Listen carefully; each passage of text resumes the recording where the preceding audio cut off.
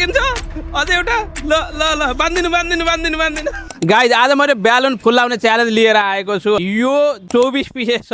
र एउटा फुलाउँदाखेरि मैले 50 रुपियाँ दिनेवाला छु हेरौँ कसले चाहिँ कति पिसेस चाहिँ फुलाउन सक्छ र कति रुपियाँ कमाउन सक्छ भनेर यहाँनिर मसँग हुनुहुन्छ भाइको नाम निशेष आचार्य के निशेष आचार्य तपाईँले चाहिँ होइन 2.5 मिनटको टाइम दिन्छु 2 मिनट 30 सेकेन्डमा जति पनि पिसेस फुलाउन सक्नुहुन्छ नि एउटा फुलाउँदाखेरि 50 रुपियाँ दिन्छु हुन्छ ल तपाईँ रेडी हुनुहुन्छ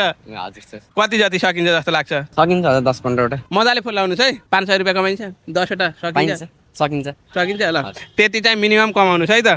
मैले चाहन्छु तपाईँले कमाउनुहोस् टाइम स्टार्ट नाउ गो ल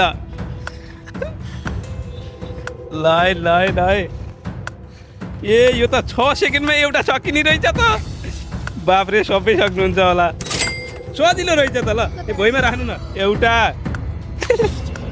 18 सेकेन्डमा दुईवटा अलि ठुलो सबै सक्नुहुन्छ जस्तो लाग्यो टाइमर त बेकार बढी दिए जस्तो लाग्यो नि त ल उडिरहेछ ल दुईवटा फुट्यो भने काटिदिन्छु पैसा त्यो पछाडि फुट्यो भने अलि ल बास भयो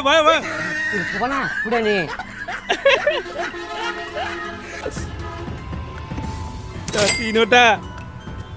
छोप्नु 1 मिनट भएको छैन 3वटा सकिसक्नु भएको छ उता त खेल त ठिक छ सक्नु भएन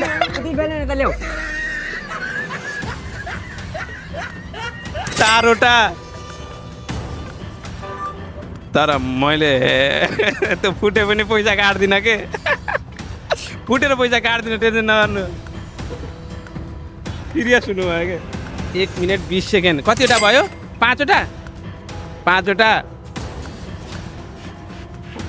ल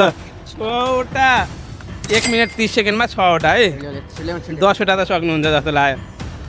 6वटा ए भएन 6वटा